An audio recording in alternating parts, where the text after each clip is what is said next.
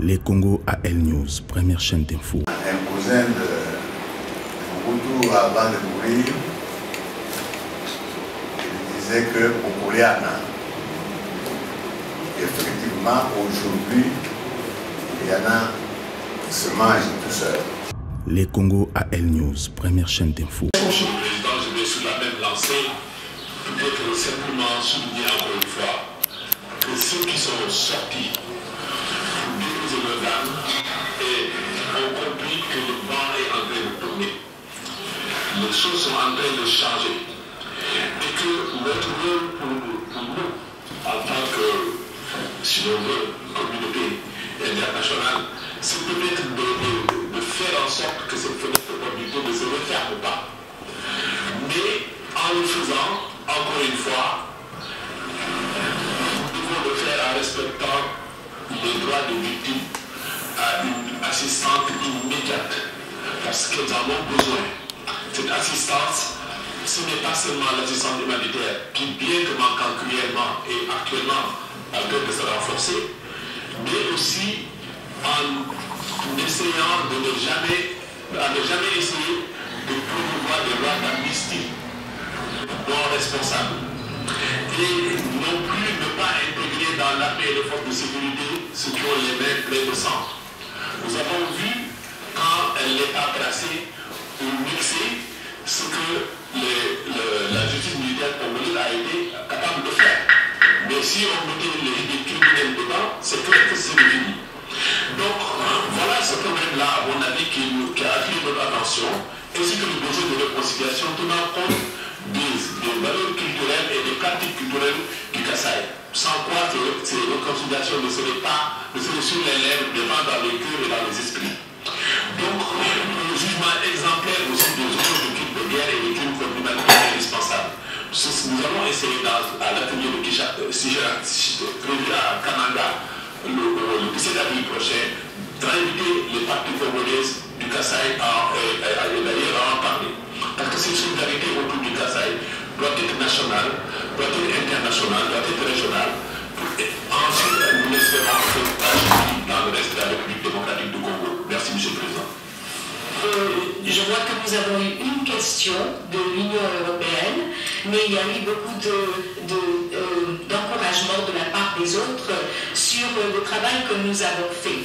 Donc, pour commencer, ce que je voudrais dire, c'est que notre mandat que ce Conseil nous a donné était au fait de faire un suivi, d'évaluer et du soutien et de faire rapport sur la mise en œuvre des recommandations de la première équipe. Donc nos attentes se retrouvent donc dans ces tâches qui nous ont été demandées.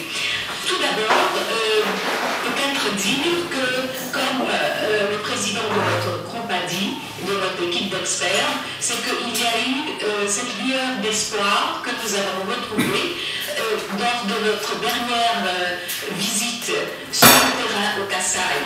Donc c'est important de dire que nous voudrions voir cette lueur d'espoir se répandre. Et cela se fait aussi par la communication, l'ouverture avec les autorités qui peut-être ne sont pas tout à fait mises en place pour l'instant. Nous voudrions continuer la conversation que nous avons commencée. Je pense qu'il y a des défis énormes quand on parle de la lutte contre l'impunité, parce que nous avons des années de violation, nous avons des procès qui sont en attente, nous avons des groupes armés qui vont se rendre.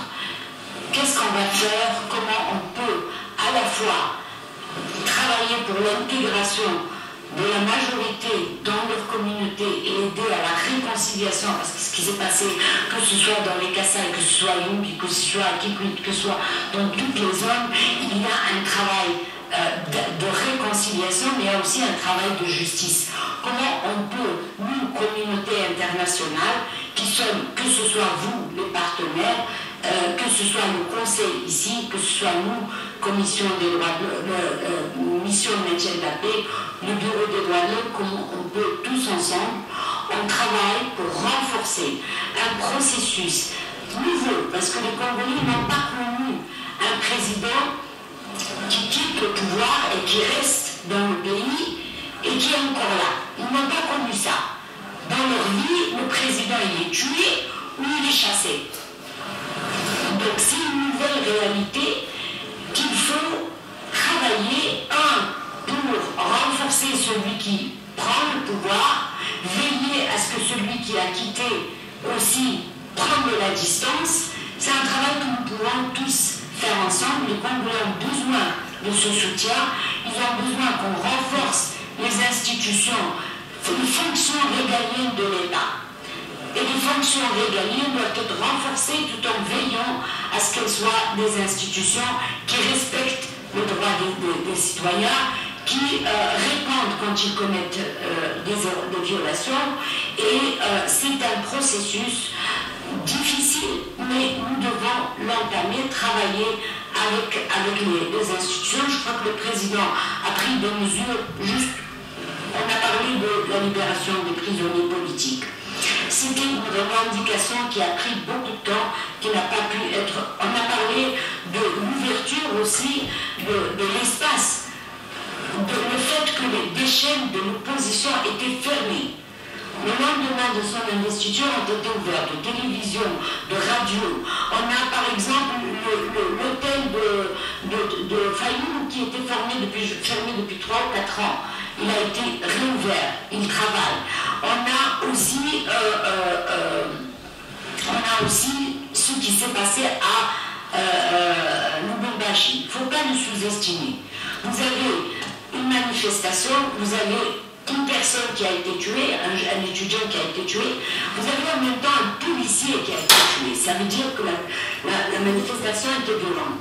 Avec ça, le président a pris la décision d'envoyer une commission d'enquête, d'insister pour que le procureur ouvre un procès.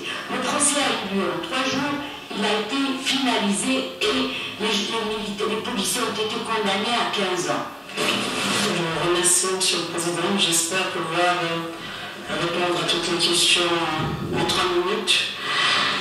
Je voudrais dire que Mme Lila Zerougui a brossé la situation de la République démocratique du Congo, qui est comme elle est. Je pense que le Conseil devrait féliciter les autorités congolaises d'avoir réussi à montrer un bel exemple en Afrique centrale. Tenez par exemple, comme elle a dit, tout ce que j'ai connu moi, vous n'avez pas besoin de connaître mon âge, je le dis, j'ai 45 ans. Soit un président est tué, soit on les chasse. J'ai voté pour la première fois en 2006, j'avais 32 ans. Dans d'autres pays, on vote à 18 ans. Le président qui a été élu en 2006 a fait 2 mandats. À l'issue de ces 2 mandats, il a organisé des élections sur fonds propres de l'État congolais, par refus de toute ingérence étrangère dans le processus électoral congolais. Vous n'aurez pas que dans certaines capitales européennes, on choisissait les candidats qui devaient se présenter à la présidentielle dans notre pays. On avait même déjà élu un président avant les élections. Quel pays peut l'accepter? Nous disons non, nous ne voulons pas. C'est le peuple congolais qui doit décider. Le peuple congolais a élu un nouveau président qui s'appelle Félix Tshisekedi. Le président Joseph Kabila a accepté la défaite de son défunt qu'il a choisi dans son propre camp. Il a passé le pouvoir pacifiquement à celui qui a gagné, qui s'appelle Félix Tshisekedi. Nous avons entendu certains États crier au scandale et dire que c'était une autre personne qui a été élue. À croire que ces pays-là se sont introduits dans nos machines à voter. Nous disons non. Parce que nous avons le devoir et le droit de défendre la souveraineté de notre pays. Ces mêmes États voient des présidents qui sont en fonction depuis que j'ai 6 ans. 6 ans s'il vous plaît, depuis que j'étais en première primaire, qui sont toujours en fonction, qui ont peut-être même le double de mon âge, bientôt. Vraiment, et ils ne disent rien. Nous disons que tout n'est pas parfait dans notre pays. Mais ce qui s'est passé dans notre pays, l'Afrique ne va jamais l'oublier. Regardez l'opinion de la jeunesse africaine qui applaudit la République démocratique du Congo. Passation pacifique de pouvoir. Désormais, il n'y aura plus de coup d'État en RDC. Le président élu, s'il a la chance de faire 2 mandats, il fera 2 mandats, il partira, passera la main à son successeur par voie pacifique. Il faut applaudir la RDC. Il y a une année exactement, nous étions dans cette salle, je vous ai posé la question de savoir si vous croyez aux élections à l'RDC. Société civile, que ce soit la population, que ce soit l'opposition, que ce soit la majorité, chacun y croyait, ils ont voulu aller à ces élections, ils ont eu lieu. Nous avons eu un transfert de pouvoir qui s'est fait de façon pacifique. Maintenant, il faut renforcer ce processus. Il faut travailler pour que ce ne soit pas une exception, mais un processus qui construit, où les élections ne sont plus un problème, où les élections deviennent juste un processus. Et celui qui termine son mandat, celui qui perd, il rentre chez lui. Et ce n'est pas la fin du monde.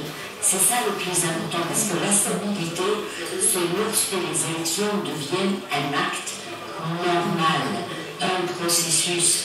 Le transfert de pouvoir entre un président sortant et un autre, c'est quelque chose de normal. C'est pas on prend le ventre et on panique et on ne sait pas ce qui va arriver. Et celui qui a peur de ce qui lui arrive après, celui qui ne sait pas qu'est-ce qui va lui arriver une fois qu'il est au pouvoir ou qu'il le quitte. Je pense que c'est ça le plus important. C'est un enjeu majeur. La situation est encore fragile, mais il faut travailler pour que cela soit derrière nous. Les Congo à El News, première chaîne d'info. Un cousin de Mobutu, avant de mourir, il disait que Popoliana, effectivement, aujourd'hui, il y en a qui se mangent tout seul. Les Congo à El News, première chaîne d'info.